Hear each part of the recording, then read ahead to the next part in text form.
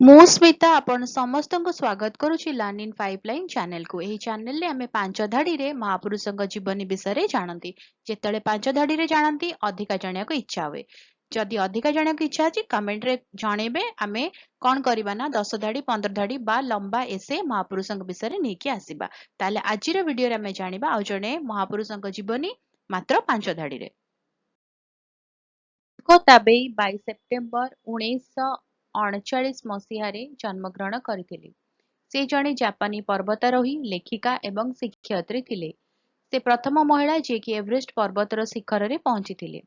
ସେ ପ୍ରଥମ ମହିଳା ଯିଏକି ପ୍ରତ୍ୟେକ ମହାଦେଶର ସର୍ବୋଚ୍ଚ ଶିଖରରେ ପହଞ୍ଚିଥିଲେ। ସେ 20 ଅକ୍ଟୋବର 2016 ମସିହାରେ ମୃତ୍ୟୁବରଣ କରିଥିଲେ। ରହୁଛି, ଦେଖା ହବା ଆଗାମୀ ଭିଡିଓରେ। ନମସ୍କାର।